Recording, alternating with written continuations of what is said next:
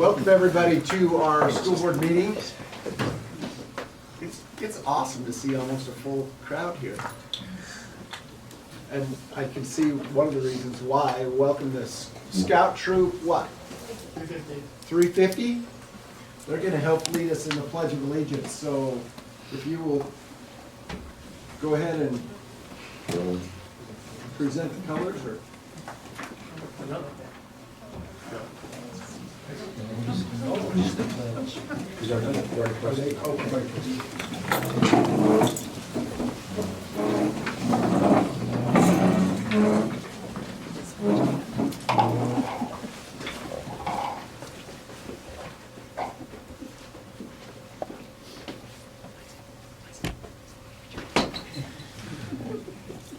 Will you please join me to pledge allegiance? I pledge allegiance to the flag of the United States of America and to the republic for which it stands, one nation, under God, indivisible, with liberty and justice for all. 2. thank you very much.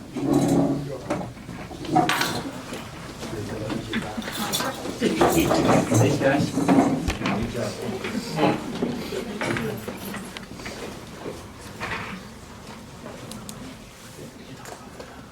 Thank you, Troop 350. If it's okay, we'll excuse ourselves. Unless there are any Well, questions. this is really exciting stuff. I know. I'm sure you How many questions are excited? Thank you. Appreciate it.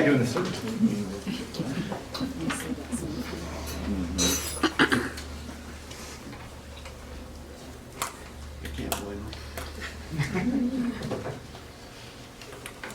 Well, welcome everybody one more time. I appreciate everybody. We've had a great week as a school board at school board training and have heard a lot of good information, and just wanted to share with you that didn't get it on the agenda this time, but we will next time, that we will be discussing some of those topics that we learned about and have some more thoughts about. Remind everybody that we do have a mission vision on our back wall, and we really do want to have high achieving and responsible citizens come out of our school system, and appreciate all that you do to help us with that mission. Mr. Doolan, Sir. would you give us a report that you prepared? Yeah, I got a few things for you if you'd like. So today was a grand day. The Washington County Veterans, which I'm part of, as well as Alex, they performed the Veteran Day assemblies at all schools. But what stuck out most to us and the people that performed was the behavior of the students. Melanie, you were there, you could attest for Pioneer, but everywhere we went, every school, the behavior was top notch, and it was amazing to see that. It was quiet, they did what they were asked, they got up, they sit down when they were asked. It was phenomenal. It was a great event. Last Friday, we had an incredible PD in which we discussed state essential standards. We discussed the work that needs to be done with those, as that's our foundation for what we should be teaching. And again, that should marry up, as you know, with our ISTAT scores. So Wendy, Daniel Hunt, and I put the PD on. We talked about the standards. We talked about the way ahead, and all personnel getting on the same sheet of music. Now next time we'll talk about some vertical alignment.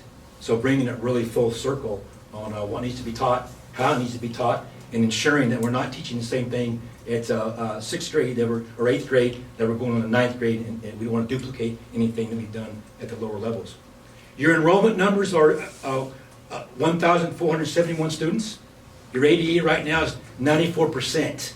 And again, that's huge going into Thanksgiving break almost, and to true testament to our administrators, to our students, and as well as to the parents for getting them to school. It's outstanding.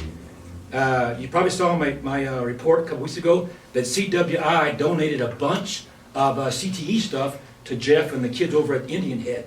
It comprised of some V8 engine, plastic engine parts to work on, some electrical items to include some small drones. He wanted to fly one in here tonight, but I talked him out of that. So maybe next time, Mr. Bush, on board. I'm not good at Not And another item that they sent was a simulation with paper and cardboard to simulate a welding project.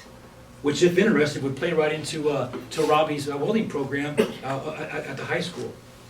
And if you don't know, we did receive 80% of our maintenance money, so I'll be getting with you and see what we're going to do with that. And we want to marry up with what was recommended by the community and by you guys, the board, to look at those things. I want to say that I couldn't be more proud of my administrators in reference to, they continually think outside the box about how they can get things done, and they push the envelope. In fact, they push the envelope so much that I have to pull them back sometimes and say, hey, let's not worry about this right now, let's do something else. But when they do take a risk, it's always calculated. They always talk about what could go wrong and put things in there to ensure that those things don't go wrong. I also want to mention the outstanding work that Kyla, Riley, and Barb do in the front office. We would not be here tonight, definitely wouldn't be as organized as it is without them, as well as our directors. Our directors are kind of unsung heroes, but again, if they don't come to work, a lot of stuff's not going to get done. And so my hat's off to them. They really do a good job, and they too continue to kick butt and take names.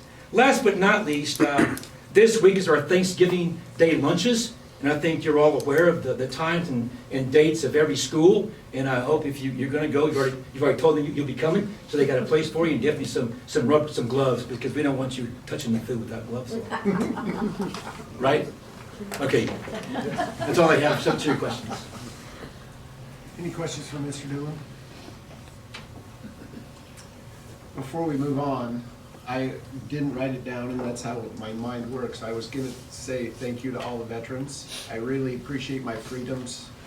Appreciate all that you've done for us, and don't think it should ever be gone without that. Thanks. So appreciate all you do. And Can I say one thing real quick? sure. Mr. Brush and I, if you don't know this, when you enlist in the service, you enlist for 4, 5, or 6 years. Then when that's up, you get the opportunity to re-enlist or say, I'm done with this service, I'm going home. So tonight, I got the opportunity on Veterans Day to re-enlist one of my old sergeants from Mountain Home Air Force Base, and which will take him out to his retirement. And Mr. Brush got to hold the camera for us. So it's always an honor, but definitely an honor on Veterans Day. So thanks again for doing it. Yeah, Thank you. hopefully it wasn't too bad. You didn't shake too bad. Okay, let's have your administrators' reports. Anything to add other than what you've been? Yeah, so you saw my written report. Is there anything you guys, a question or anything, just as far as my written report there? I know right now there's a lot of athletic stuff on there, but we have quite a few college celebrations. You can see at the start of that some of the stuff that our counselors are working with. One thing you'll notice at the top, and I just worked completely backwards from my report, but at the top, our attendance is holding pretty steady. That's usually where we're at for most of the year, so that's pretty neat. Somewhere around 97% attendance on the monthly report, so pretty neat. And then just down at the bottom, one thing I wanted to say is that if you get to our volleyball section, our volleyball team went north. They've had an amazing season, and it's always neat whenever you send a team out of Weiser and they come home with an award such as the Sportsmanship Award. So that was pretty neat for our girls to go up there and do that. And then, like I said, bring that home. And then lastly, last weekend our football team did a really nice job. Took care of American Falls in a good game, and we will play Homedale in Homedale on Friday at 7. It sounds like we're going to take quite a few Weiser kids as far as the pet buses and things like that, and we're trying to come up with some creative ways of how we can get that cost taken care of for those kids, so that we can get more attendance to go. When it's a state game, that cost is quite a bit for our kids, even with their activity card. So we lose some of our own students to that. So we're going to try to figure out a way to offset some of that. So anyway, any other questions? Let's go to the marching band competition. Yes. Boise State, they did really good. They did really I was well. very impressed. Yes. After they came and presented, I needed to go watch them. Yeah, our band today at our Veterans Assembly, they do a really nice job. Jake Fortin works his tail off with that group, and they're outstanding. Did a great job. And to just reiterate what Mr. Doolin said, our student behavior at the high school was amazing. We had 522 kids, well, hopefully, that was perfect attendance, but they are on one side of the bleachers because the veterans, we moved it to our gym because the veterans struggled to walk down the ramp in the auditorium and then up the stairs, so they just wanted it in the gym. So we put our entire student population on one side of our bleachers. So they are smashed in like sardines right next to each other, rubbing shoulders, and they kept their hands to themselves and acted like the kids were proud of. So anyway, just wanted to add that as well. So. Yep.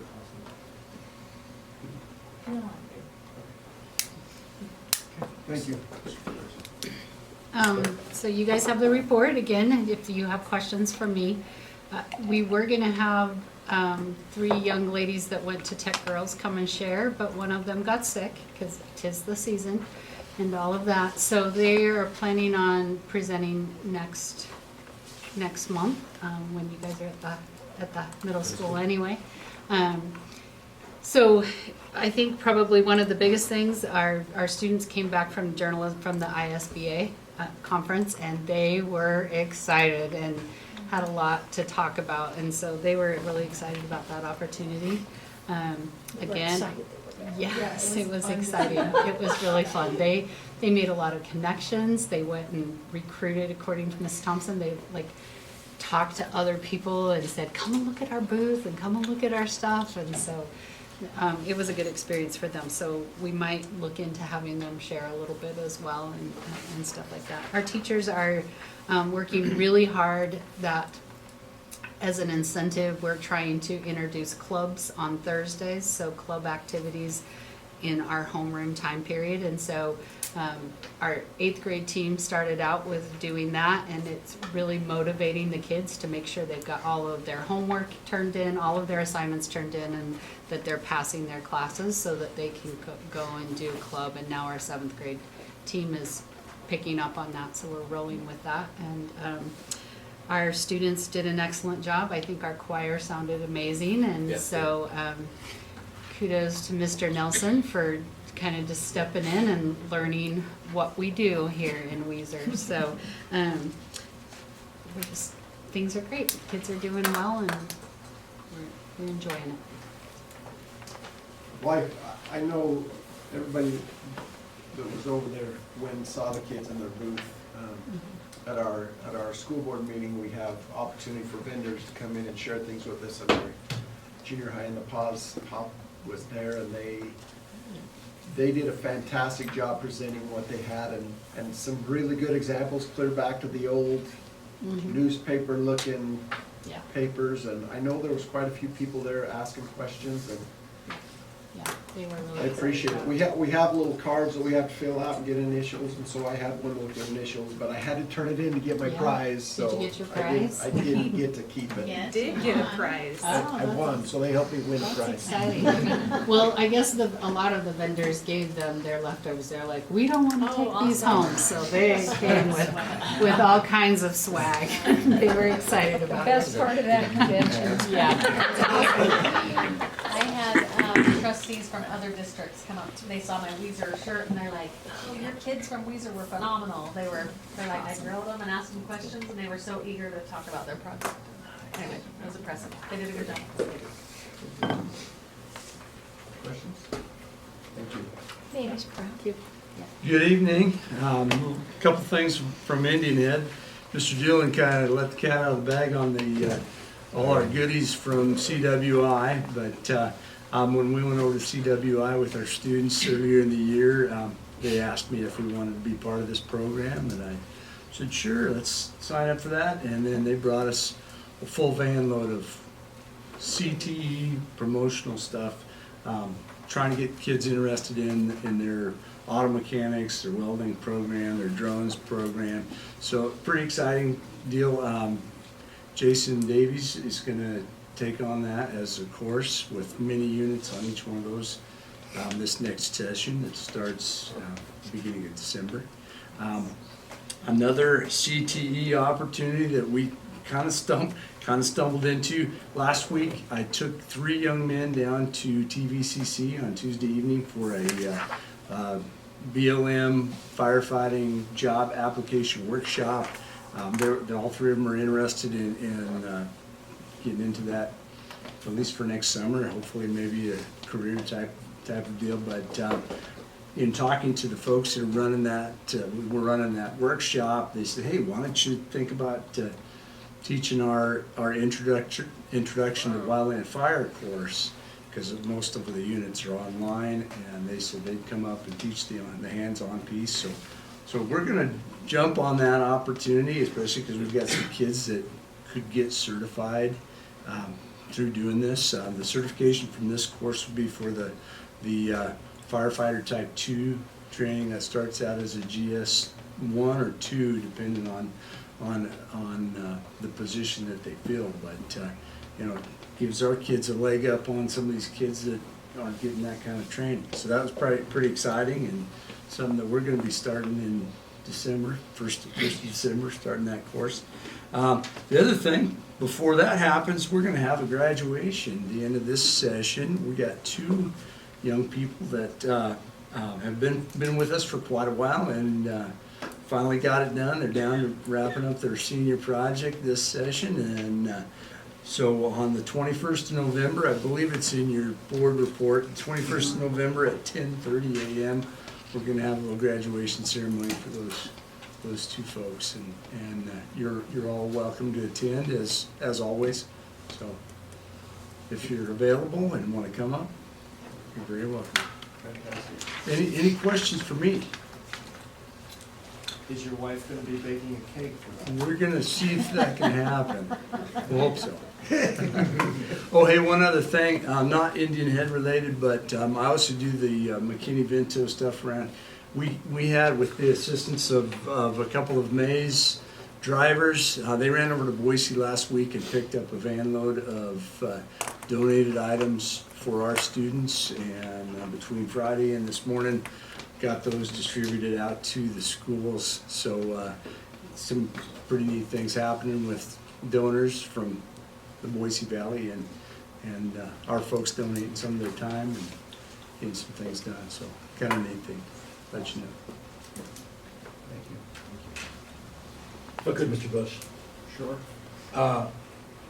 We talked about it for as long as I've been here. We talk about it all the time since I've been here. We all know every kid's not gonna go to college.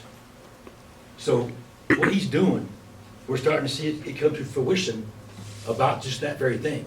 Who would have thought a year ago, 2 years ago, even last 6 months, that we got kids that potentially are gonna be certified to go fight fire next summer, making GS1, GS2, maybe GS3 pay. That's phenomenal. That's outstanding. So Jeff, well done.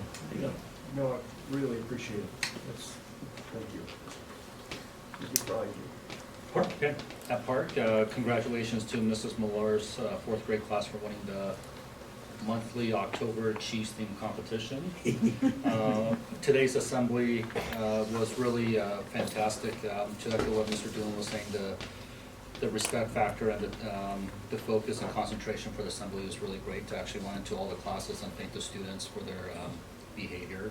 Mr. Doolan also even actually gave a little trivia quiz question to one of the students. What was the Veterans Day's name before Veterans Day? And one of our students, well, actually a lot of our students raised their hands, but one of them got it. Armistice Day. Armistice Day. Looking forward to Thanksgiving lunch. Actually heading over to Pioneer tomorrow, and really going to experience that tomorrow. Yep. And we have ours on Thursday. Good. Then we have a parent advisory committee that we have formed, and we'll be having our first meeting after we come back from Thanksgiving break. That's it for Park. Questions that I can answer? Appreciate all you do. Thank you. Okay, well, kind of funny, that question, Mr. Doolan came over to Pioneer School today for the Veterans Assembly and asked a couple questions, and it was funny that Mr. Doolan looked at me and said, ooh, I better preface a couple of these questions, you know, when you're talking to elementary kids. So he goes, does anybody in this building know what today is? Raise your hand, please. Little gal raises her hand and she goes, you Monday. And it was hilarious because he was right. It was Monday. And Mr. Doolin, that's just, you just know, we hit the calendar every day, man. Today is Monday. Yesterday was Sunday. Tomorrow is Tuesday. I'm telling you, buddy. So you never know what answer you're going to get, but Monday was right. But I just want to echo the same comments that you guys have heard a number of times. Our kids were incredible. Teachers did a great job with the kids, getting them in there, and they participated in that assembly. I want to thank Mr. Nelson. He brought down his choir and they sang the national anthem. It was beautiful. And the thing that was a lot of fun, and I got actually some great comments from the veterans, were the elementary kids that were singing the national anthem with the high school kids, and they really appreciated that. So it was a very again, it's a somber topic, but just again, I want to congratulate the teachers and the kids. They just did a great job, showed great respect for all the guests that we had in the building today. And once again, just thanks to Mr. Nelson for the choir to come down. It's always fun to listen to those kids. It was mentioned, tomorrow is our Thanksgiving lunch. We'll feed 800-900 people, okay, something like that tomorrow, and we invite all of our retirees back, so we're really looking forward to that. They'll have a little spot set up on the stage so we can go up and visit with all of our retired staff. So if you guys are able to, come down. We'd love to have you have some turkey and mashed potatoes and pumpkin dessert. Right. So, but we're really looking for that. It's a huge day at Pioneer. We have a lot of visitors, parents, grandparents, siblings, so we're looking forward to it. It'll be a lot of fun down at Pioneer tomorrow. And then I just want to send out a huge kudos. I'm changing hats now to my federal programs hat, but I want to send out a huge kudos to Rosario Ixta. Last Friday, she held a migrant parent advisory committee meeting. Did a wonderful job putting that together, getting information out to our migrant parents. We're working on getting a parent advisory committee put together so that we can meet with them periodically throughout the year and really just ask them, what can we do to make sure that we can ensure that your students are going to be successful. And again, she just did a really nice job organizing that and getting that put together, so I want to say thank you to her for doing that. So, you guys have any questions for me? All right, thanks you guys. From the world of special education, I have the most important announcement of anyone you'll hear all evening. Only because we've worked so hard on our timelines and working really hard to be diligent on IEPs, and you guys know I've always, like, good, bad, or ugly, and some of it's been not real great. Super honest, we are 100% compliant on all of our IEPs right now. All of our timelines have been met, and I haven't seen that 100% and that 0 yet. So just kudos to our special education teachers, because they are working really, really hard to get those drafts done and have those meetings in time and get all of that. I mean, there's over 800 ways we can screw up. So to be at 100% compliant right now, I'm super ecstatic. So I had to share that celebration. The other thing that I just wanted to share is we received $5,000 from the Department of Education to help do some training for the new specific learning disability criteria. And so the biggest focus on that is RTI, or response to intervention, which starts in the general education classroom. So this Thursday afternoon, all teachers that are interested are invited to come meet with me to talk about a book study on RTI. We have an elementary level book and a secondary level book. One of the biggest challenges or barriers we face with being able to provide intervention is, how do you figure that into your schedule? When do you do it? And so this book study is really focused on how do you find the time, and each of the chapters really is a reflection of different buildings or schools who have figured out a way to find the time to do it. So you don't have to read it cover to cover, but we can kind of pick and choose chapters and talk about that. So we're going to meet on Thursday to just kind of get a lay of the land, who's interested in doing that, but then we'll provide some compensation for their time as well, because it is just so important to focus on what we're doing in the first place with our kids. So those are the two things that I wanted to share with you. Any questions that you might have for me? Thank you. Thanks for all that you're doing. Yeah, nice job. Did want to add one thing, if I could. Those business cards I talked to you last month about, they all have them in their, on their well, I don't know if on their persons or not right now, but they have them.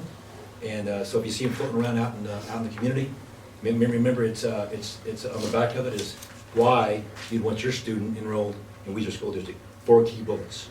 So Have you given any out? I just got mine on Friday, so Oh. haven't had a chance. You've had a full day. Gave Ben's to his. Sorry, guys. I'll get on it. Fantastic.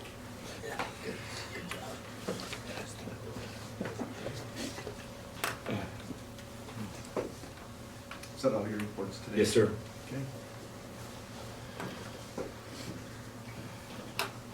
We do have some let's see. We do have some citizen comments today. We have on our agenda the curriculum at the bottom as a discussion item, so Ms. LaRue, if you'll come up and let us know for everybody who they are at the podium I'm there. close to the camera. You can't zoom out, right? Okay, thank you.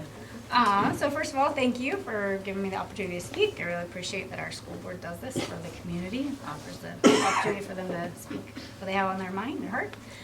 So I have some concerns about a book that's a part of the English curriculum here at Weiser High School. And after bringing these concerns to the principal and the English teacher last May, I learned about a process that the district has in place to formally challenge the curriculum. And I'm thankful for this process. I have followed the steps necessary on my end to have the book challenged. And along with that, I'd just like to remind the school board that last spring, I did bring like 7 pages of signed, documents kind of along the lines of what our constituents here and parents are hoping to have in the curriculum and why this book is probably not the best choice. Anyways, so along with that, so that book is read each year here at the high school. And when speaking to the English teacher just a few days ago about it again, to bring it back up, I learned that more students opted out of that book this year than ever before. The alternate book has a great message, has many redeeming qualities. I read it beforehand to make sure it was something I liked. I thought it was great. My son loved it. Some of his friends that read it also really loved it as well. He, quote, said it was a great book. You don't get very many high schools talking about a great book, but he did say that. So anyways, just once again want to say thank you for this process that you guys have in place. I appreciate it. And I also look forward to what Jim just mentioned about the mission and vision development that will be, come into play here with your guys' discussions in the future, because I feel like that'll be a great sounding board for future curriculum and the committee that'll probably be taking place in lieu of the challenge. So I just think that's a great way to go about really, like I said, having that sounding board. So everything that we're bringing forth to these students, we can say, does it align with, what we've set in place for our school district? So thank you. That's all I have. Thank you, appreciate your time. What was the book again? Did you say the title of the book? I didn't. It's The Road by Cormac McCarthy. Thanks for coming Yeah, in, thank you. appreciate it.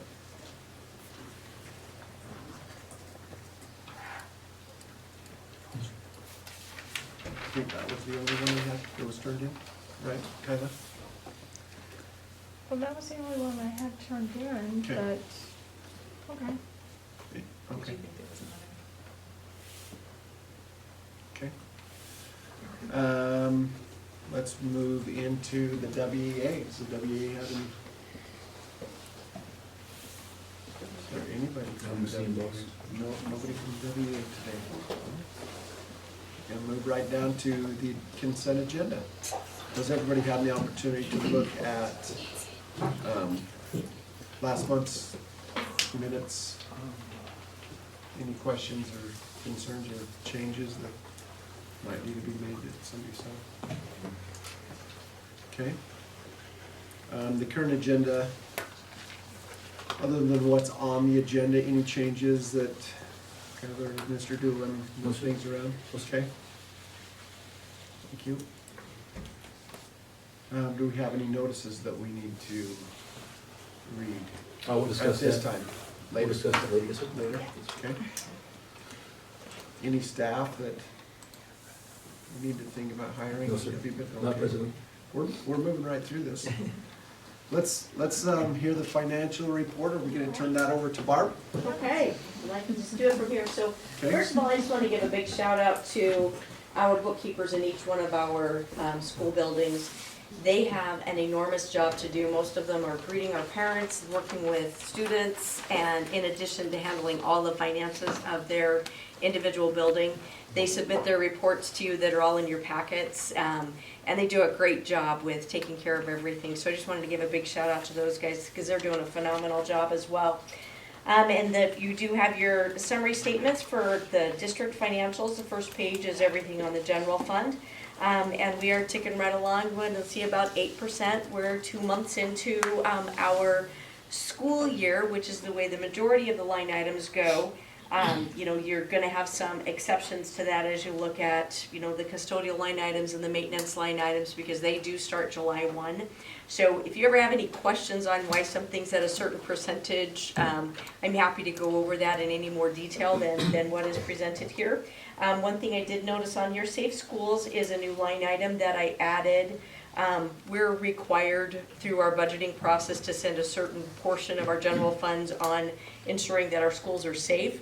So it's where our alarm monitoring and all of those kinds of things go. And I noticed when I printed this that when I added that line item in, it didn't calculate out the percentage. We're at 44% of that right now, and a lot of that has to do with the sprinkler and fire alarm inspections that we just had.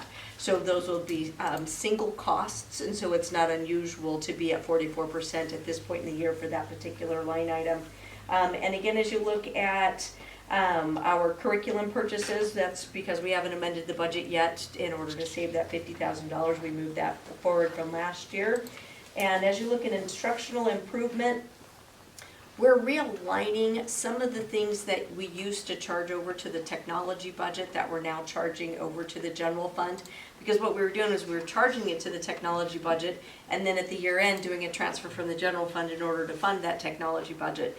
And that doesn't make any sense to me. So this is another area when we amend the budget, we will account for those actual expenses in the fund where they are actually occurring rather than transferring that over into the other one. So what you see in that particular instructional improvement is foundations costs.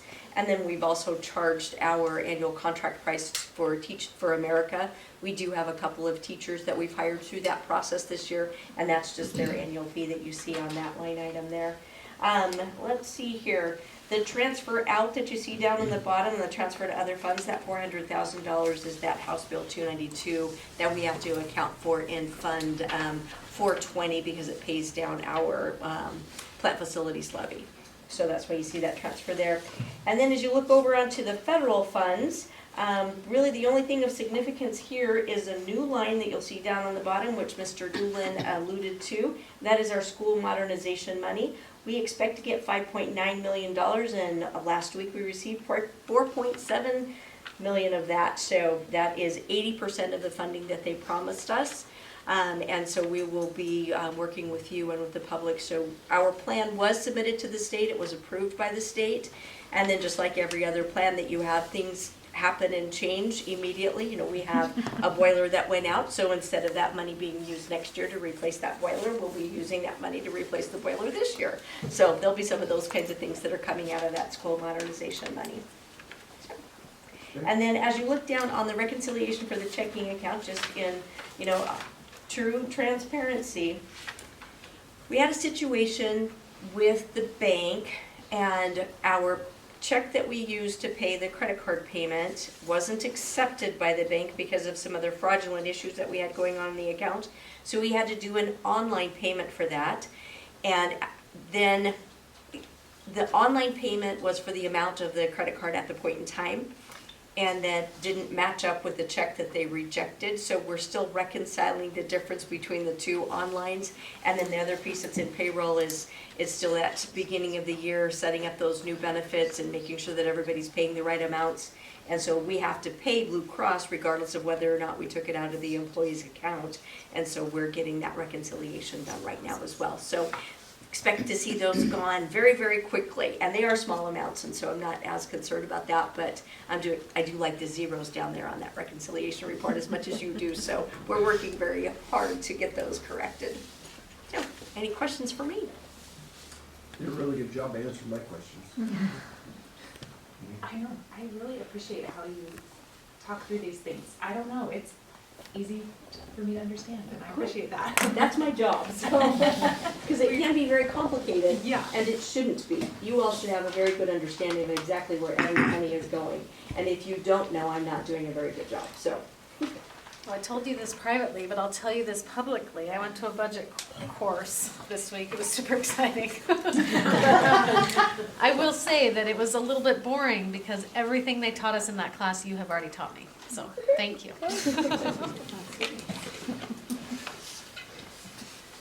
Appreciate all the work that goes into this district. It takes the whole crew from the administrators and our financial staff and the people here in the district office down to our teachers. And as we talked about our even our students, you know, to have our student athletes, it's fantastic. It's fantastic to be a Wolverine. I think it's a great school system, and thank you everyone for doing what you do. It's and even I want to thank Mr. Doolin for what he thinks he does, because that's one of my favorite things to give him a jab over. Thanks, Mr. Doolin, and thanks for taking I that. got broad shoulders, my friend. Any question with the bills, as far as paying of the bills from me, and anybody have any questions about those documents? Okay, well, in order for us to move on from the consent agenda, I would entertain a motion. I'll make a motion that we approve the consent agenda as discussed. I'll second. A motion has been made and seconded to accept the consent agenda. All those in favor? Aye. Thank you. There's, for those of you who know, there's kind of a running joke, because in our meetings, as we talked about the business that we do, we talked about how there's always somebody that will make a motion and always somebody that will second it, and we have way more seconders than we do makers. And so I will never forget that, is now that I hear somebody second it, I'll have to think about, okay, who just did that? You're really good at Sorry. Good humor. Well, let's move on to our action items. We have a couple policies that we need to consider for adoption, and you all have them. There's three in action items A. There's policy 5,400 that talks about leaves of absence. There's 5,407. A sick leave bank for classified employees, and 5,460 for workers' compensation benefits. Did anybody have any questions, concerns about any? No concerns, just this additional, the language that is changed in here, this comes from the state. Is that? What language are you asking on? Oh, the three policies that we're looking at, 5,400, 5,400. Okay, these policies were from the ISBA, Yep. and they gave, well, like on this 5,400 on the leaves of absence, they gave us alternatives of how we are doing, so I just presented you with the this actually is what we're doing currently. This is actually our leave of absence policy, but it just wasn't in, I don't know why, it was never adopted. This first one that we're talking about, 5,400, didn't make it to our policy book. Right. We didn't get this one in. But I will tell you, the green on that policy, the 5,400, there is a little bit of a change. And that is that we added, and we can throw this out if you want, but we put for classified staff, no sick leave will be granted for the first 90 days of employment. I will tell you that I've had several cases where employees have taken the sick leave and their personal time and then quit. And so it's kind of cautionary to maybe make that a condition. It's not that they wouldn't earn the 9 days, they just won't get to use the 9 days until they work for 90 days. So it's just to give I don't know what I want to say. probationary time. Yes, a probationary time. That is not the case with certified. Certified staff earn that for 1 day a month. And so did the classified. They would earn 1 day a month for each month that they work. They just wouldn't be able to access it for 90 days. And that would be personal time as well. It would be unpaid leave if they had to take it. So that is a change. That is not currently what we are doing, but it's something we would like to see implemented, and that was why this was put into that. Any discussions we had on that?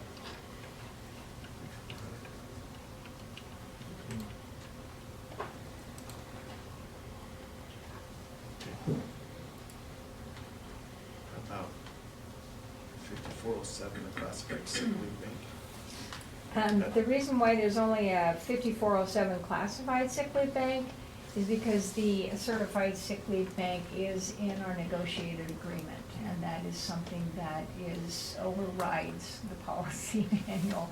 And so I didn't rewrite what was already there, so I referred that, that the certified sick leave bank procedures are part of the master negotiated agreement that is reviewed every year.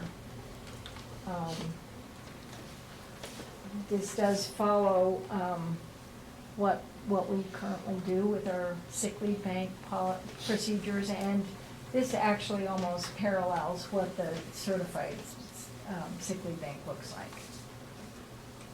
So this is actually what we're doing, again, a policy that we're already doing, but it isn't in policy yet. And then the 5460 is definitely what we're doing. It did have some options, but we don't do the options. We start with number one, and we do like them to, employees, certainly we want people to seek attention as soon as possible. I mean, but if they can attend locally, a local physician or clinic first before heading to the emergency room or to Fruitland, we prefer that we have a hospital here that is well and good, and we have two clinics that will receive patients. And it's sometimes, the reason why I say that is just an easier back and forth, that they'll call me and I'll get that information to them and call them and let them know about the patient is coming in. It's really handy to be able to do it that way. See anything, any questions? So the green there, number 5, that was just added. Yes, but that was part of what they, we just asked them to please, if they are not needing emergency care, if you have an accident or something, and I don't know, let's just say a football coach is on the sidelines at Homedale and gets run over and breaks his leg or something, we want them to go to the nearest hospital. But if they're in Weiser, we prefer that they head here, so the emergency care is. But we would like to know as soon as possible, and I'm usually the person that they call. So, and we try to get our employees back into the work environment, maybe not always I've had bus drivers go out and do recess duty or help in the library until they are able to drive bus again. So we try to get people back into the work environment. That seems to be good. Any other questions?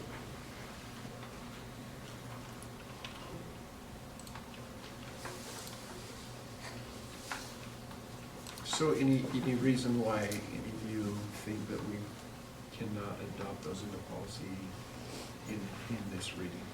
No. Okay, I would entertain a motion of adopting these policies into our policy manual. I move that we adopt policy 5400, 5407, and 5460 into our policy manual as stated. Okay, Motion to adopt these three policies have been made and seconded. All those in favor? Aye. Okay. It was unanimous, kind of. Got it, thank you. Good job. We beat you. So the other one, another policy that we have, student attendance policy. Yeah, Mr. Chairman, I'll take that one if you'd like. Please. It's almost verbatim.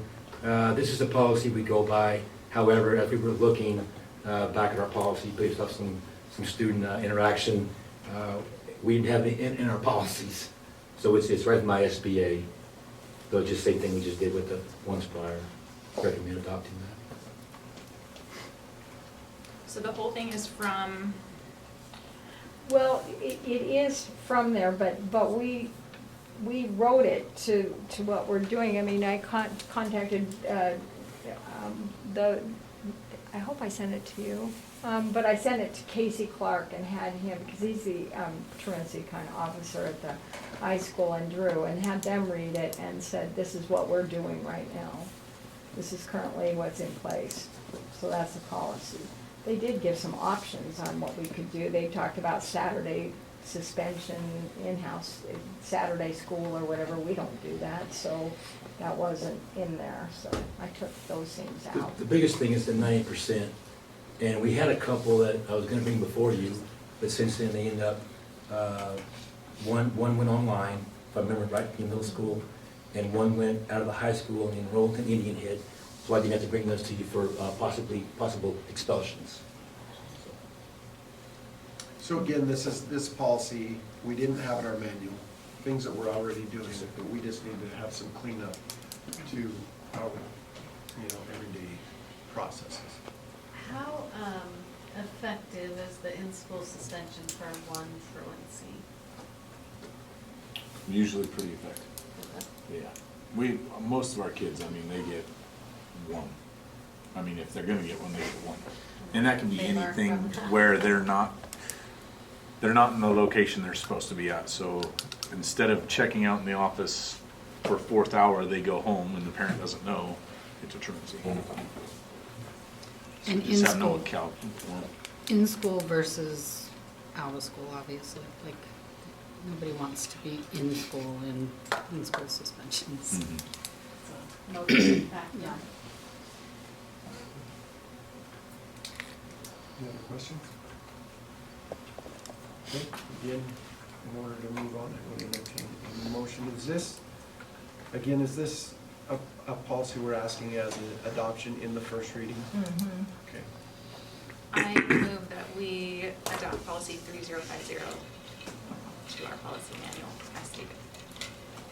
I'll second it. Okay. The motion has been made and seconded to adopt policy 350 into our manual. All those in favor? Aye. Okay, that carries. That moves us into, let's see, there's right into our first executive session.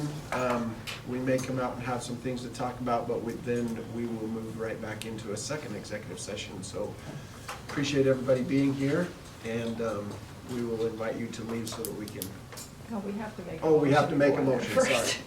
Please.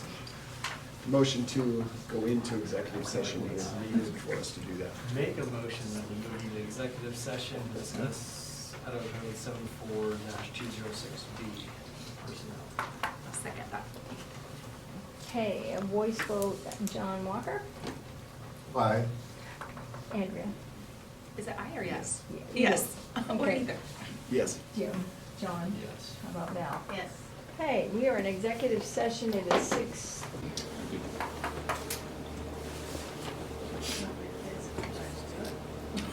Hey, we came out of Yeah, let's, executive session no, at it's 6:48. fallen out. No, I entertain a motion. I'd like to make a motion that we accept the resignation of Levi Smith and release him from his contract. I'll second that. Motion has been made and seconded to release employee from contract. All those in favor? Aye. Okay. Motion carries, Kevin. Thank you. All right, thank you for all for coming in and getting comfortable. We are going to entertain a motion to enter into another executive. I'd Another like executive. to make a motion that we go to executive session per Idaho Code 74206B for superintendent evaluation. I second that. Motion's been made and seconded to enter executive session. All those in favor? Aye, and then we'll do John? Yes. Andrea? Yes. Jim? Yes. John? Yes. No. Yes. Okay, we are now in executive session and it's 7:52. Sorry, everyone. Let's go back to what our, You guys- you're killing me. Discussion items. First of all, a future agenda items, Kyle, can we put in there for next month that we have a discussion about the classes from this last week that we had our conferences? And I apologize for not getting them in there. We had a lot going on in this meeting. I fear that if we don't have another fairly short agenda, we can talk about that one from another time. So we'll talk about that and then try to whittle down to some things that we can use as goals. So next agenda. Anybody else have a burning? Melanie, is there anything you want us to talk about while you're gone? Sorry, no, that was a jab. Hey, I didn't hear, so did you guys have Region 8 Elections? elections? Yes, we did. Was anybody on, are any of you guys serving? No, it had to be a Oh, small sorry. district. Small So district district, Matt Fry yes. is our president from a large district, and we elected somebody as VP from, Small district. where was she from? Garden Valley. Garden City. Valley. Valley. We don't know. Anyway. Someone from a No, small we're not district. talking about it because it's not So on the Matt agenda. was, He's already He was served the as But he's- VP, so he's he just- automatically He's gets already And moved. he's doing it again, wow, because nobody ran last year, Yeah. oh, okay, so he did. okay. Just wanted you guys to be there. We're there. We'll see what happens next We'll year. nominate Jim next year. I have a lot less going on, so I may. Policy 5360 is a staff dress code. It's in our discussion items because we've heard some discussion that is being had within our district. It's in a discussion item. There is no decision that will be made here tonight. We have got, and the public doesn't have this in front of them, but we went, Mr. Doolin and Kyla, probably Barb, because she's involved in that. Looked up some supporting, like Fruitland District's dress code, Melba's dress code, Middleton's dress code, West Ada's, and Emmett.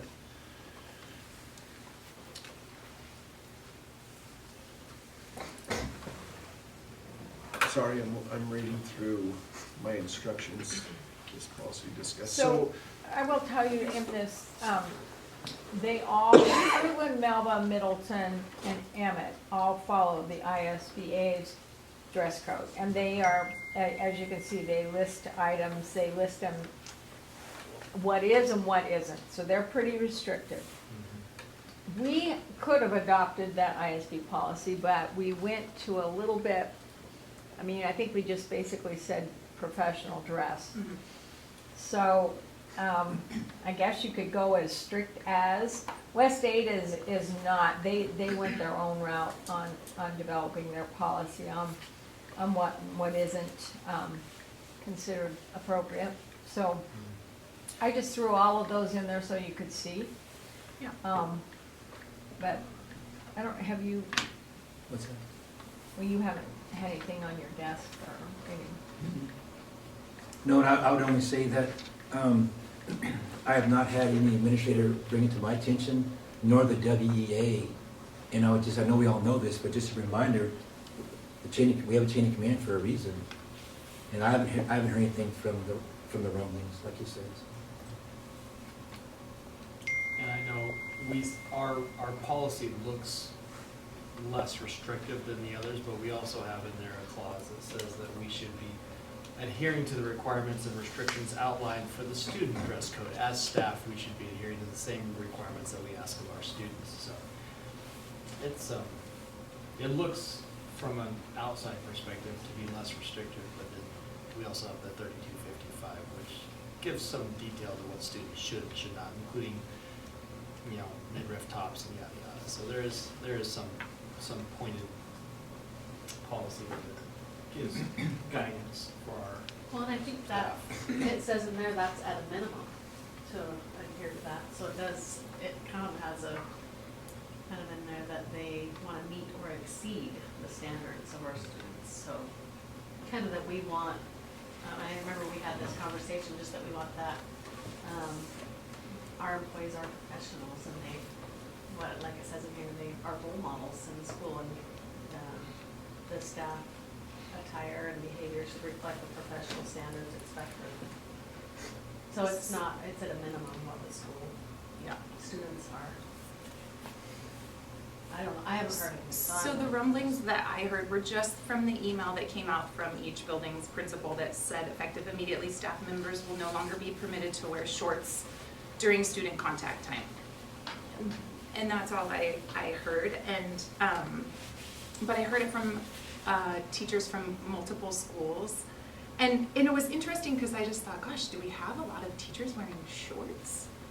I don't know that I've really seen a ton of teachers wear shorts, or, but I'm not in the schools. So I thought, is this something that's like, or is it just a couple teachers wearing shorts? I don't know.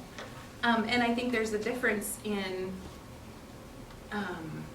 I have some really nice shorts I have really nice shorts that look, you might think I'm wearing a skirt, but I'm wearing shorts.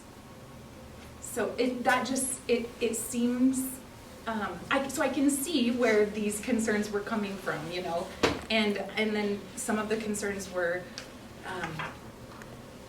then what's going to be next, you know? Am I gonna have to wear a skirt and dress every single day, or, you know how many people will start to think. So, I'm just wondering if we have a policy, and I think, you know, we pretty much said we just expect, we hire professionals, we expect them to look like professionals and act like professionals, and it seems to me like the majority do, but I could be wrong. I don't know. I feel like the majority of our employees do that well. So to me, if we're having a couple of employees that are maybe not following the dress code, we have a policy to take care of that, which says the principal or supervisor, let's see, school district staff members who do not, in the judgment of the principal or supervisor, reasonably conform to this dress code shall receive a written notice from the principal or program supervisor. The principal or supervisor shall submit a copy to the superintendent. Repeated violations could result in disciplinary action by the superintendent. In a case where a staff member refuses to comply with the principal or superintendent, the staff member's employment could be terminated. The decision of the superintendent is final regarding the administration of the policy.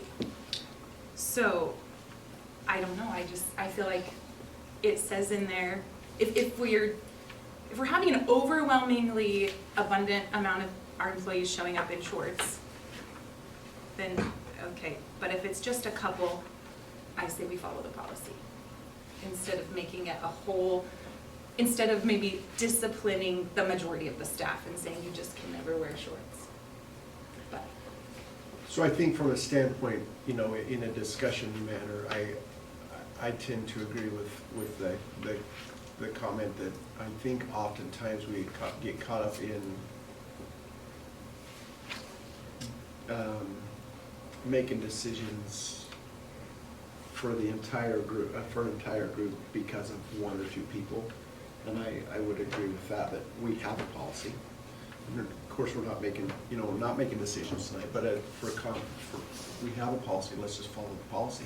And if we have a few that are not following the policy, follow the policy as administrators. I mean, otherwise, do we want a more strict policy, like I love these examples, because we have a very lenient policy, honestly, Yep. compared to all these others that I've And looked at. I think we've done a great job, honestly. So if there are a few that haven't, then they need to follow the policy. We have one. I'm not gonna ask for public opinion, but I'm looking out there, I know at least one person in this room works in the ag department a lot. I'm not gonna call her out, but she knows who she is, and I would hate to think that I'm gonna say you can't wear jeans, because I don't want a more strict policy. So let's follow the policy and follow the administrators and the decisions they make, but let's not punish the whole group because of one or two people can't do it. If I could, Please. and I want to draw our attention back to when you guys approved this Yep. policy. Yep. We all sat around here, we discussed this, and we said that you all stated that teachers should set the example. They should go above and beyond the student dress code. And we've discussed this policy is subjective at best. And you'd asked me in an email, do we have to have a vote for me to change a policy? This policy is written in a way that I just added to, I didn't change anything. That's why we added the other items from the other schools. 3 of those schools don't even mention shorts because they know it's against the rules. We're not even talking about jeans, because we're okay with that. Yep. But you see these schools talk, they can't wear jeans at all, except on Fridays, if they have a special occasion. So I'm just going by what you put out, what you assured me of. I wouldn't go out on my own and make a decision. In fact, I cleared it through you first. In reference to, teachers are supposed to look professional. If you ask me, just Ken Doolan speaking, shorts are not professional. And when this policy is written the way it is, I do have the authority to go in and change that with my administrators. So I could show you, personally, I have several pairs of shorts that are very All professional. right, okay, I don't, I agree with Not like arguing with that. athletic no, shorts. PE teachers can wear shorts. Yeah, and that should be, Sure. but like if somebody else is wearing athletic shorts in a classroom, that's not professional, right? I mean, that would be not I concur, professional. I concur. You know, but I think that there is a way that they can be worn, at least by women, that, and I think men too. There's nice shorts, golf shorts, cargo shorts. And again, I don't know, do we have an overabundance of people wearing shorts? Or was this a concern of a couple? I don't think, personally speaking, I don't think that, to me, that's not a question that I don't, there were people in shorts at a few different schools. I don't know if it's a preponderance. I know 2, 3 specifically. They probably the ones that came to you because they're mad at me. That's beside the point. So, Nobody came to me that was wearing shorts. okay. Well, somebody, I mean, obviously somebody It came was and other people that are vented to you about it, concerned so. because they feel like it's a little bit, what's the word? It's totally escaped me. A little bit micromanagey, a little bit controlling, you know, those kinds of So- things, which I Go back get. to, It's, but go back to our policy. It's written in a way that you all sit here and told me. You want to be examples. You want to be. exactly. I don't think teachers should wear shorts, except PE teachers. That's just me. But it's your guys' decision. I'll enforce Right. whatever you tell me to. But if, I don't see how what we're saying went against the policy or went against what we had discussed. I think in this case, I'm not gonna, I think professionalism. Yeah. Because I have a personal opinion. We all have personal opinions, but at this point, it does say in the very end, the decision of the superintendent is final regarding the administration of this policy. I personally am never gonna wear shorts to work. Right. I think we all can have some personal opinions, so,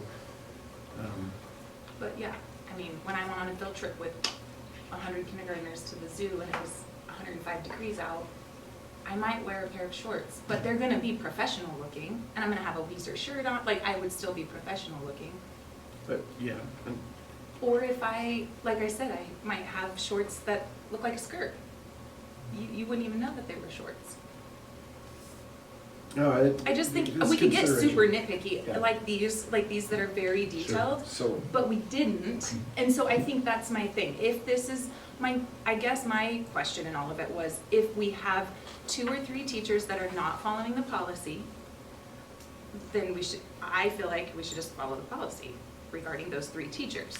If this is an overwhelming thing that we're seeing, then maybe we need to relook at the policy, and, I guess that was my so here would be my question. question. Here would be my question is if we redo that, if we go back to that at some point, who's defining professional? Right. What is Well, professional? What state defines business casual. Right. And they list things that fall under But that. but we don't, I think we've done a great job of trying to stay unrestrictive, right? And because we can go down that road. And It's again, I just feel as like our easy to staff start has done saying, it. this is what you can wear. Sure. And what you can't wear, as just saying, be professional. Right. And I think we can all agree that, athletic shorts in a classroom, Aren't outside of the gym, in a regular classroom instead of an athletic classroom, is not professional, but isn't professional if you're teaching those things. So this became a discussion item just so we could talk about these very things. Sure. What is professionalism? I follow the policy. Do we need to put it back on the agenda and I be don't feel like we restrictive? do, to be honest. I feel like the majority of our teachers are professional. But Mrs. Williams, Dress from my professional. perspective, I couldn't come out and say, Mrs. Price, Mr. LaRue, Mr. Brush, no more shorts. What about the rest of from my perspective, I can't do that. It's There are gotta be- so many it's things gotta- that I could wear that are not professional. I mean, there are a lot of things that we could. Then I recommend we relook it, we put some of those things down, maybe that's, I don't know, it's your guys, whatever you're gonna do, I'll enforce, but. I'm not a staff member, but I'd like to think that it would be appreciated that we're trusting them to dress appropriately, Right. professionally, and if it's being taken advantage of and it's not, people aren't doing that, then yeah, readdress it, but if it's a couple of people, it's probably not an entire policy that needs to be readdressed, rather have a conversation With those, with people that are, yes. I agree. whatever, wearing athletic shorts. I That's not agree. what we're talking about. I don't think we need to redo the policy. I think our professionals in our district do a good job. But we've always got that 1 or 2 that like to push things sometimes. And so I feel like we handle those 1 or 2 as they come. As the policy says. So do I hear you saying then that those 1 or 2, your instruction to me, my instruction to my administrators, you instruct those 1 or 2, if they're in your building, no shorts, if they're athletic. That's gotta be identified. I'm not gonna, I can't, that's gonna get her, that's gonna get her eaten up. But it Doesn't says, say that. if you're, that their appearance contributes to and reflects a professional school setting, and they're dressed in a manner that maintains their own personal safety within the setting, their clothes and body are clean. This whole thing That's says. subjective, it's all subjective. It is. I mean, But this all I know you says- won't wear shorts. If you're wearing shorts welding, you and I are gonna have a discussion after I talk to Drew. Yeah. So I mean, No, but but you're right. it just says, as professionals, Yeah. we just expect you to be professional. But it does say, they should be dressed appropriately for the position that they hold. Dressed for active professional office setting, regardless of the work assignment or task. All employees should take pride in their appearance and should project a positive image for the district. But it does say in the enforcement, it is your responsibility as administrators to enforce it. So if you have someone coming in athletic shorts, they look like they look like a PE teacher, but they're not, then I believe that it is their responsibility to go to that teacher and say, just as it would be if they were coming dirty every day, smelling every day, But it's all that's- subjective. What you think is smelly, But it I might says- not think is smelly. She might not think is smelly. What she thinks is dirty, I'm just saying the whole, I think I'm just we saying know it's all what's subjective. professional. Really? This says right here, active professional What's office that setting. mean? Because obviously you and I disagree on what active professionalism is as far as attire is concerned. Well, I could bring you an example. We all know what athletic shorts and looking like a PE teacher is, if you're not one. Does it That say would not athletic? be- Does this say, I'm asking if But that, this doesn't say but that athletic was the shorts, reason though. that this came about, correct? Is not that- necessarily? One, But it couple- was. Right? That's why this whole short thing came out, because we've got some people wearing athletic shorts. I had some teachers wearing shorts as well as a person in another, a job that we have in the district wearing shorts. Yes. We can talk about, I mean, I'll do whatever you tell me to do, but I think that's, it's subjective, because, like I said, what's dirty to me is not dirty to her. She's the administrator. But, so whatever you guys want. It's fine.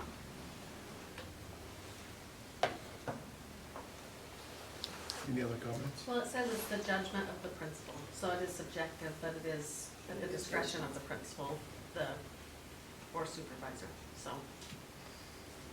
I don't know. It is.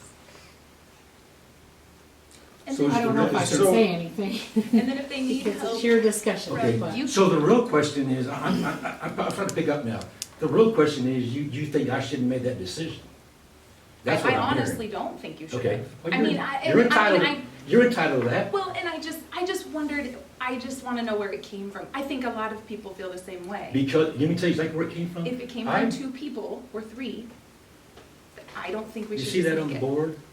No, I don't know You what see? you're talking Our ISTAT scores, I've told you to go, like, I've asked you Okay. 3 weeks to go look at it. They're not very good. I believe it's a whole person concept.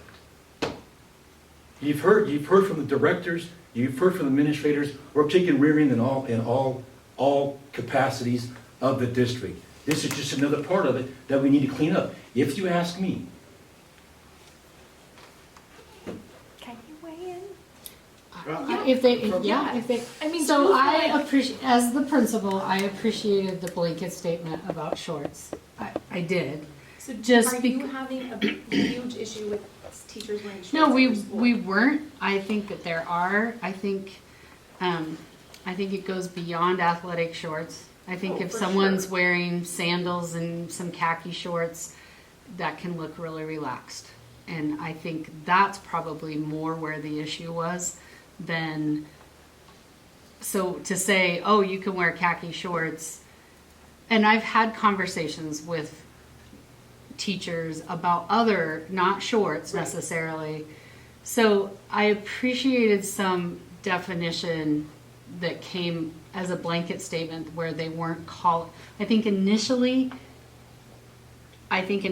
for a blanket statement, I thought that was good, as opposed to, it's always been this way, but now I'm gonna be the person that tells you, you can't do this. So I think if it came out across to the entire staff, district-wide, then conversations can be had. And I've had teachers come and say, hey, we're going on this field trip, is it okay if I wear shorts? Yep, perfectly fine. Make sure they're professional, make sure they're whatever, and then I can let Mr. Doolin know, or whatever that case may be in those situations. But as an overarching shorts, probably not. Like, I get a nice pair of shorts, and women's clothing can look more professional and more business-like. And then I think that the understanding is, oh, shorts really aren't professional, but let me run this by you.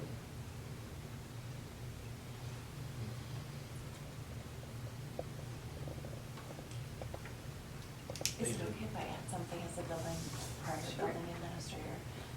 I do think it is helpful to consider that we have a relatively new building administrative team. And it can be very difficult to come in as the new administrator and try to figure out what that means. I can tell you, coming from prior districts and coming to Weiser and knowing that our staff dress code was at a minimum, the student dress code was very hard for me as a leader, because I don't really know what that means in terms of my professionals. And so I think the challenge that we have is just that, reestablishing what professional means. I have been in the district 9 years. I have seen the level of professional clothing in some places changed drastically over 9 years. I see some people wearing things to work that they wouldn't have worn 9 years ago to work. And so I think it isn't so much about a power play as it is about reestablishing our baseline so that we are continuing to move up from there. Because I do agree. I could wear some very nice shorts. I mean, I think all of us are in that space. But it's about having that common place that I'm not the building administrator who's the outlier, and then I have my teachers going to the WEA saying, this is what my principal said. So I also can value that kind of general statement to give us something to start from, and I know not everybody will be happy with that. I mean, I came from a place where Friday casual for me was the female equivalent of khakis and a polo shirt. And I was like, well, what is that? Khakis and a polo shirt, I think. But that's how it was worded in one of my districts. And so dress code is always one of those pieces that is tricky. But I do think it's about reestablishing that baseline piece. I'm probably not going to be really excited to go to my doctor's office and have my doctor wearing shorts, right?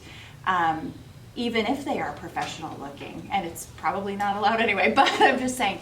So I think we want to regain that sense of we have degrees behind our names, and they mean a lot. And so outwardly, that also means a lot. So I do have to say it is helpful as a building administrator to have a common foundation for all of us. I completely understand both of what you said, and definitely respect it. Our policy says one thing. Correct. And so that's, Yeah. I think, where I'm struggling. Yeah. If we're wanting to get nitpicky, then, I mean, we can't stop at shorts. I mean, we're gonna have to outline every little thing, right? Because there are a lot more things that can be inappropriate besides shorts. So, but we didn't do that. Well, I didn't want to, I mean. No, I gotta we start- didn't when we did this policy. Oh, yeah, yes, ma'am. Because we have the student dress code that hopefully takes Which, out like a she's lot of the saying, I mean, other our student dress code inappropriate is things. obviously, we do not want our teachers dressing like our students. Right, but it takes out a lot of the inappropriate But, things. yeah, like no spandex and, like if you're wearing a dress, it's gotta be so long, or, all of those things, and like the tank tops, and so it does cover a lot. So what I'm hearing is that it might be appropriate for us to put this on an action item coming up and talk about what is professional dress. Define that And too. define I professional concur, dress. but it's got to be more than just our own opinions. Well, in the Well, policy, well, define it, go- like the other schools Yeah. we got a sample of, define It's it. Do you want to go there, though? That's what I I'm mean, saying, that's- and you if can't. it's But if this is the conflict, conversation Yes, we're sir. gonna have Yes, over and sir. over and over Yes, sir. again, then yes, we Okay. can go there. Yes, sir. If we can't define it and lay out the guidelines. Yeah. It will be, so we will have pushback if we do that. So my question is, I've listened to this, what's the problem? What's the problem with saying, okay, out of all the things that we have, no more shorts? I don't.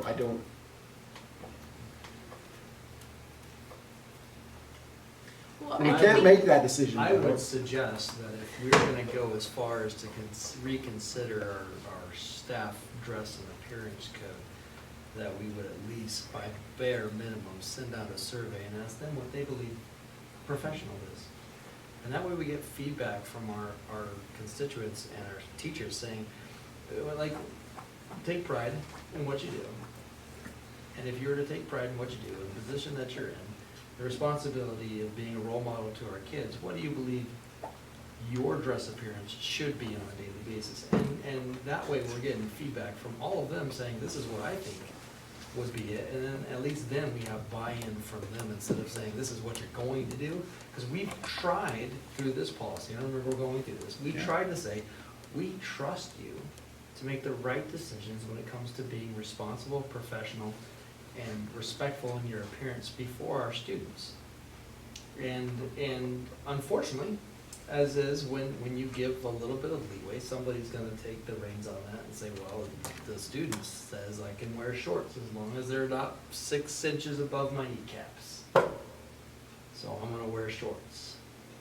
And per our policy, it does say Doolin has Mr. Superintendent has the right to make final decisions on what professional appearance means, and in his mind, and rightly so, coming from a military background, shorts are not professional. And I would tend to agree with that. But having said that, I would also agree that there are exceptions to the shorts rule, saying that some shorts that look like skirts or other things can. She's not had any issues with shorts. I mean, if you haven't, she's had issues with other things, but not with shorts. Has Davies had issues with shorts? Has, you know, have all these schools had issues with shorts specifically? If the answer is no, then I'm not understanding why. You think I just sat there and made it up in my office?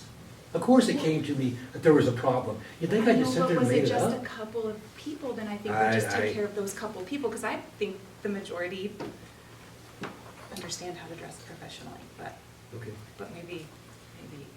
Yeah, Well, now- I do see both sides of this, where you'd want to take care of the one or two, but then again, you are running into a situation where you have a very lenient policy in regards to shorts. And if there's nothing coming down from the top that says you can't wear shorts, then I'm still in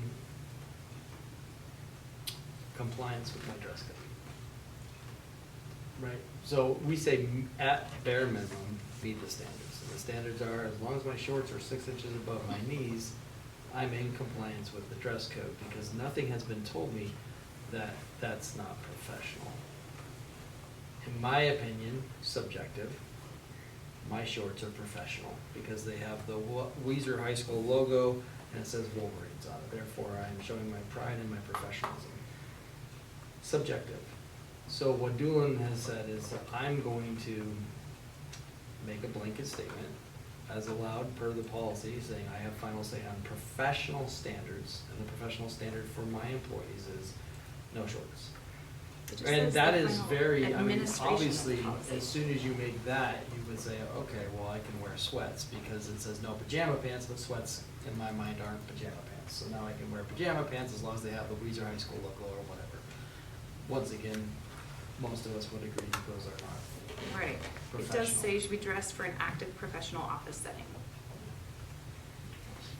So then, if we're going to consider restricting this to avoid any subjectiveness, I think it would be very prudent of us to get feedback.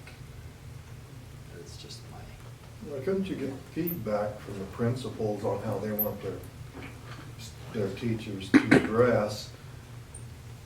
Just the principals, and then put something together out of that as a overall dress code. We have administrators, a superintendent that we've hired, and administrators that we've, I personally would agree with that, but I get the opinion and stay with an overarching, this is what we want. I think we can talk about this for a long time, honestly, and where I agree with what you're saying, I very much agree with, I personally agree with no shorts. I don't have right. an issue, I don't even work there, so I It's- don't, it's- I can wear shorts at home. I never wore shorts, when I taught, but, I just, to me, it doesn't, if it was a huge issue, I could see. If it was just a couple, I didn't know why we weren't just following the policy. And so to your credit, there being a few, but we did follow the policy. The decision of the superintendent is final regarding administration of this policy. So, not taking away what you're saying, the policy was followed. Not taking away, Well, it was there's added one or to. two, but the very last sentence, the decision Yeah, of the superintendent. administration of the policy. So, as, you know, under enforcement, very, so. From that standpoint, in perfect compliance with what our policy says because somebody had to make a professional decision. You know, so a professional decision was made, and my personal feeling, I can't wear shorts where I work. I work in a professional setting, so. It's different because I work in a hospital, but I don't wear shorts, so. Yeah. Can we move on? I would, thank you. This is where we knew we might, this is why the other topics were taking out of discussion, because we knew we could get. So the next one was put on the agenda. We heard from a parent today. We have a policy. It's the curriculum. I heard from a parent that knows that there is a policy and a procedure. And is there any other questions about curriculum? Is there a need to dive further into anything here? My question, I guess, would maybe be, I don't know, that was the first that I've heard about it. I mean, I have heard, just as a parent, about like that specific book, but, I mean, is that what we're talking about? Yeah, that's or the part of the curriculums. curriculum, the book being in the curriculum. The learning So materials. What comes of it now? What do we do? Per procedures, Dickerson's. They have to get a committee together and review it, but there's also, Got 5 days. on the English curriculum to review policy, they have to have a specific, this particular book doesn't have any sex or, obscene material. It might have some, an objectional portion of it. You've read it, haven't you, Melanie? Yeah, and so, they just get a committee together and review it, and so the review, they have 60 days to respond to the complainant, so. The other part of that is, per our policy, every student, every parent has the right to opt their child out of that book. So in the policy, you have the right not to read the book. So I have a concern with that, just because so I knew, I had heard rumblings about this book, and one day I walked into my kitchen and I saw it on my counter. And my daughter had read almost the whole thing, and I didn't know she was reading it. I have a problem with that. If there's gonna be touching materials coming home, at least a letter home that says, hey, heads up, because then I could have read it, could have decided, but I didn't get anything that said that. So, and I would just, from a standpoint, from a parent who's also had a kid go through this class, now 2 kids going through the class, is that it is part of the curriculum.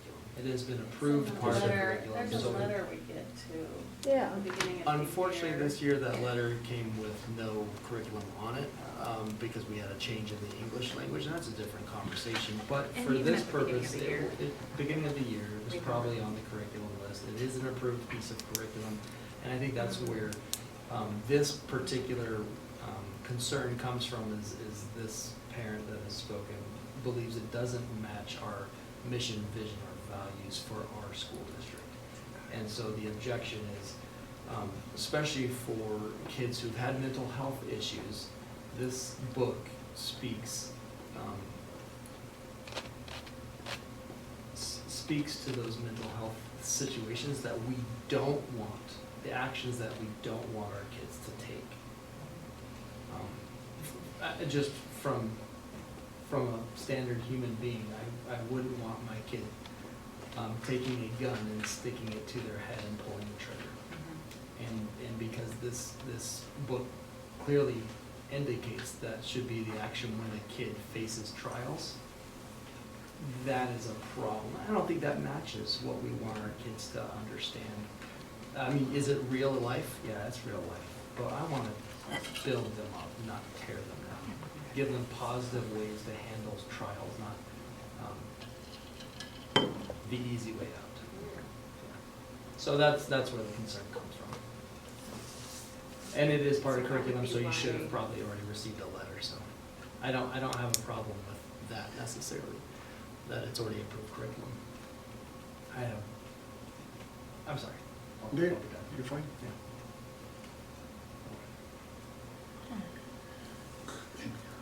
So again, as per discussion, nothing, no decision will be made except, do we need to put I the think, curriculum, or do we need to make sure that, policy is very clear and letters are very clear?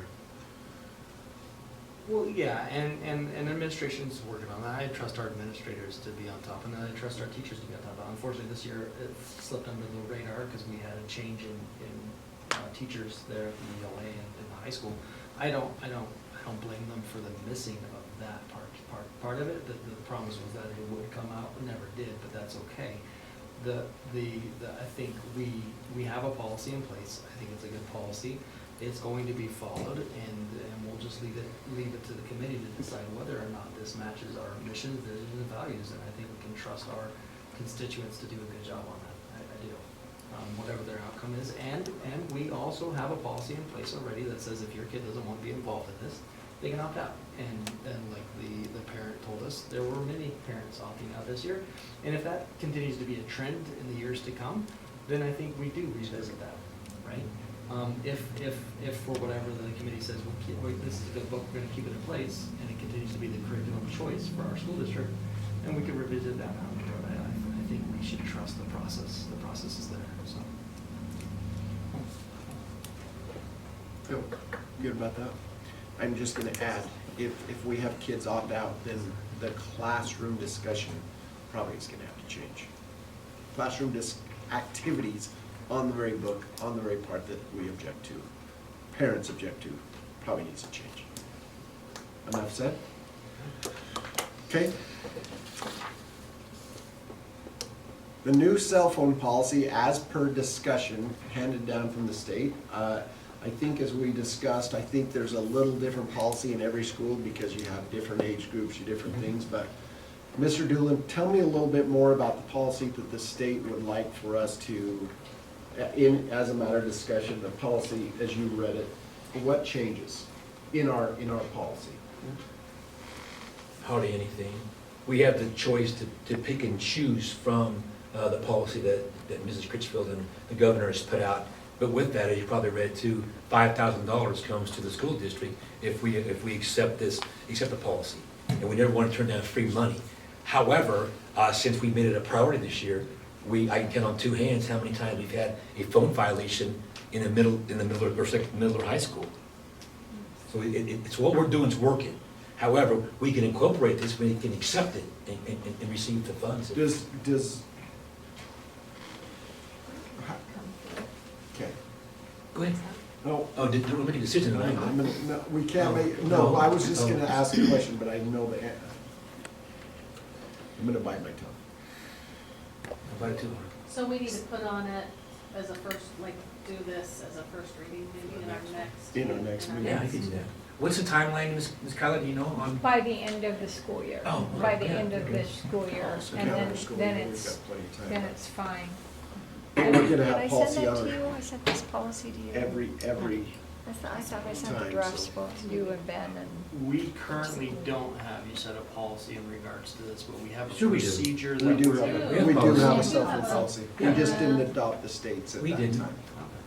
Well, this They- just They want came us to out, do but- this one. This is kind of a slight Yeah. adjustment to what we already have. Yeah, that- Yes. And they've seen it's a problem statewide. Heck, it's a problem nationwide. That's- Right. Yeah. God, I was just thinking the same thing. It is on my. I agree. Okay, So we can move forward next time if you any like. questions about why we would look at that? The only reason I would say, we don't wanna accept free money is if there's something tied to it, and it doesn't sound like. No, I this didn't is see that. leftover It's ESSER money incentive, that I they. think, to. It is. Okay. So the very last thing that's on our agenda, and I've asked Mr. Doolin to come prepared to just talk to us about, you had a meeting with the Yes, sir. Festival of Trees group and what that meeting was. Or, excuse me, I said Festival of Trees, it's on my mind, it's coming, sorry, No, Film trees. Festival group. No more trees. You know, right, I just had a meeting about that today and I'm helping, but anyway, so Yes, now sir. I gotta look at the theme. It says, the Fiddle Festival, the festival theme. So let us know what the Fiddle Festival, just give us a Sure. little background about that meeting and what was decided in that Yeah. meeting. Thank you, Mr. Chairman. So, the meeting consisted of myself, Kyla, Barb, both the Hills, Bo, and Casey. And Mr. Hill, and you can see what I wrote down, that's my notes from the meeting. He walked in not thinking what was gonna happen. He walked in thinking we were gonna take everything away from him. And I reassured him 3 or 4 times, no, we value what this brings. We know the community knows what this brings and we wanna keep this. However, we need to look at a different arrangement for where you park your 30,000-pound campers.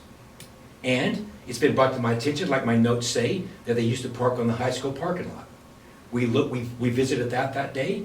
Bo and him decided that's a grand idea. They were gonna walk around and see where they could spray paint, where the trailers could pull into. Somebody mentioned, what about the tents? So we put our heads together, we thought about where's trees at? Where are trees at and grass for tents? Well, right on this side of the track, we took up that concrete.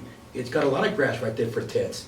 If there's more space needed for tents, they can go out to the front of the building where the sign is, where that triangle is. There's room there for tents. So then we discussed, and Mr. Hill even said, I'll take all the nasty feedback about this like I did the trees. However, the trees was a good idea if you ask me. I said, well, I appreciate that, thank you.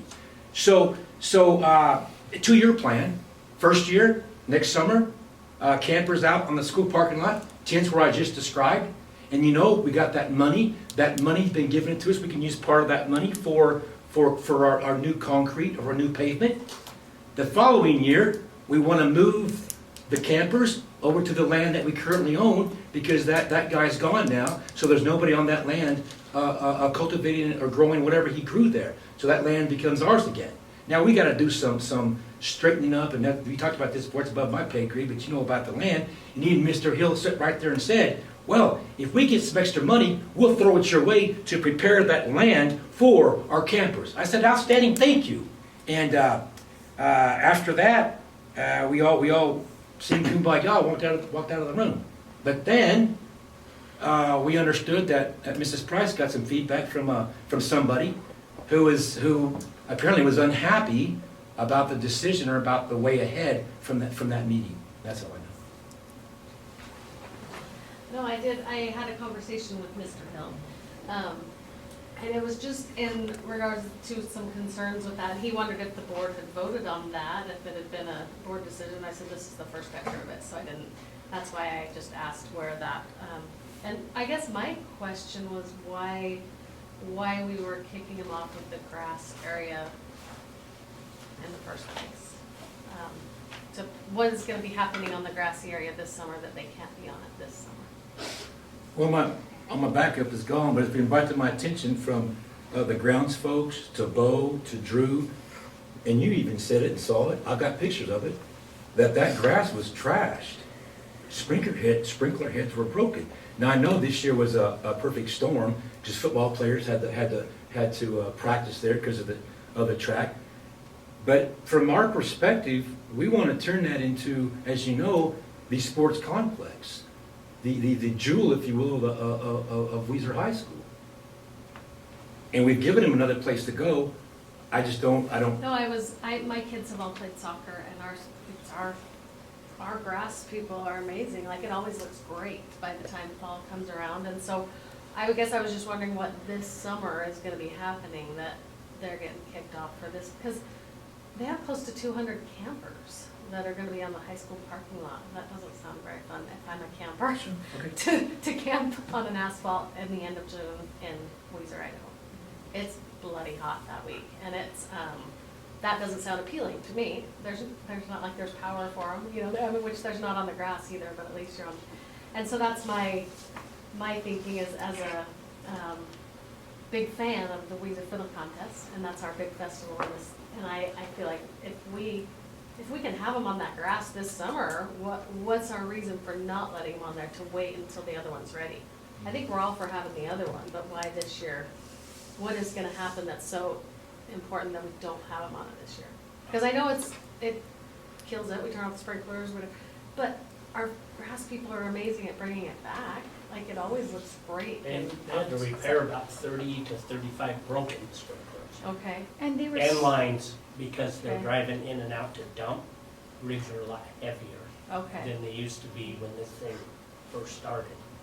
They're back and forth okay. a lot more than they used to be, because everything, And then they It's- have to re-level the, yeah, and it's a lot. it I got to don't know be- if Marcy ever put a total cost, they spent, Okay.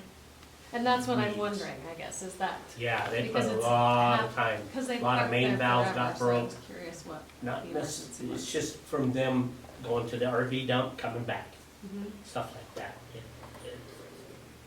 And the weight. Yeah. I mean, these things are huge, some of their, Well, couldn't we have a weight limit, because there's a lot of tent trailers and a lot of small RVs, like when I spend a lot of time up there, that's How- why. So that's great, but where are you gonna weigh it? I mean, Well, I you know, know, you can look at the length of them, it's 20-foot trailers. I mean, you can look at their license, what their license for you. there's a I know, lot of things I was for it. just curious of what that, you know. You know those what, things what were. was concerned too is sometimes because of the weight of them, and we have to stop watering about 10 days before they get there so that they don't sink Right. the ground. Because if they do that and they cause the ruts, and then the soccer kids are on there, you're gonna have that's when you get the injuries, is when you have a field that's not level. So they wanna protect that field for the soccer kids to not have to have any, and I agree with you, I think the fiddle contest, but you remember, the fiddle contest started in like 1958 or something, and think of the size of trailers back in 1958 as opposed to the trailers the motor homes and that come in now. Those are really heavy, and those are on those fields. And so what happened is Marcy stopped watering for 10 days, then they were on the field from Wednesday, and they were supposed to be off that Sunday. They didn't get off till the next Wednesday, so they had 2 weeks, 10 days before, 2 weeks that they couldn't get water on it. And then they started, she says, most of it was dirt. She said, I had dry dirt. And so she was asking, could we please find some other parking? And I do think that we could find other parking. I agree with you. And what we're saying is this is a 1-year temporary Yes. use of the parking lot, then we have them on the next lot over, which is back to grass. Yes. But And we could maybe, I don't know if it's even possible, I mean, you could go to Pioneer School, but see, they use all of the shower facilities there at the high school and the bathroom facilities, and so it's really convenient for them to be right there at the high school. Which is another reason Well, it's where their contest is. think that it would be nice not to have them across the parking lot, across the track from the high school, because that track gets torn up during the Fiddle Festival. I was up there last year during the Fiddle Festival, and they don't care what they're dragging across that track or what, and if we have a brand new track up there, I don't know if we want them running across it. Not that their rigs are going across it, but we may need to buckle down on what's allowed up on the track during Fiddle Festival. it was even brought up that those 9 acres, you know, the front 17, whatever the front is, usually gets tilled or whatever. But the back 9 acres where Stickerville is, we own that too, those 9 acres. To level that out and make that grass for the campers. We've got the land, we just gotta find the money now, if we're gonna, but it's gonna be, that's why Mr. Hill said, I'll give you some money if we get some. I don't know how much they get for, but as you know, I know it's not about money, but it does, we don't get anything for it. $1 per camp spot, that's all we get. And to be honest, that parking lot would be bloody hot. I just swore if I was in another country. I'm sorry. I'm kind of surprised you didn't That use was a British inappropriate. accent on that one. Inappropriate, Oh, sorry. What did I If say? Mr. Hennessy was here, he would say, what'd you say? Is there enough parking for attendance and trailers in the parking lot? We didn't get that far at that meeting. Mr. Hill and Bo was gonna go out and walk it off. They were gonna spray paint apparently, and then they called Jews, here we are. It just did, I have, they're neighbors and we just have conversation. It wasn't a formal complaint. It was a conversation that I thought, I'm just curious how that was. how that So, came to the- be. so answer that question, the board never did vote on that because it wasn't a voting matter. Right, It no, wasn't yeah. something that we, but we have talked about a number of times our property and keeping our property in pristine shape and wanting that to be a sports complex, which is one of the reasons why we put a fence around it, which is one of the reasons we took the trees out to make it a little nicer, so we could put a fence there. There's all kinds of reasons I think we've talked about that alluded that, you know, I don't remember ever saying the campers will not go back out there, but, you know, if I'm thinking through our conversations, that's where we alluded, in my opinion. We want the Fiddle Festival to succeed and to have those campers, but not at the risk of ruining our fields and some, you know, So- complex. So how many years have they been on that field? They Plenty. haven't, because when the Long Fiddle time. Festival first started, it was 1957, but they used to camp at the middle 53? school. That's where they used to have the. Before I was born. How about that? No, no, that field was a farm field. Yeah, No, that it's been was, coming since you before I have to was get born. old here. Yeah, but it was at the middle school for a long time, that's where That was the everybody camped. 70s. In the 1950s, it was downtown at the Washington Hotel. Okay, I can't. and then it No, was I don't know. in the And then it was 70s. kind of at I the just junior thought high, it was a great meeting, and in you the know. 70s, it got real fun. But they didn't have those large motorhomes at that time. They had tents and. Right. So, Yeah, there was a lot of tents. When I was a kid in the 80s, I remember tents. Yeah. so just to kind of wrap it up, would there be consideration from the board to say, we've been doing this for however many years at the high school, can we suffer through one more year of them being on the grass at the high school and then move them next year with that expectation? That way we're not burning bridges with the community with the Fiddle Fest program. We're still in good light. We're saying, hey, we have one more year. We don't want you to burn up on the bloody hot asphalt. You swore. But expect next year we will be on a different field, and that way we're. I know it. I'd hate to put And if Marcy your in that. RV's X amount of feet, you're on the asphalt. Some sort of middle ground, so we're not. I think that's fair. I think that what is disconcerting to me is there was an agreement made, but it doesn't mean that we don't have to come back to the drawing board and say, okay, we hear you, because we do. We've been doing this for years, but, you know, concessions. Okay, your big RVs, they gotta stay on the asphalt. But your camper trailers, And he was gonna your be here, camper but we took tent too trailers, you know, long. Because he then, would have helped us have this conversation. here we go. So, okay, any, Well, I suppose you guys could I- have another Any- meeting and have him there and they could be there. I feel like Well, if he's only December's gonna- Well, he can come back in December. December's coming. Put it If he's sooner gonna, on the if agenda.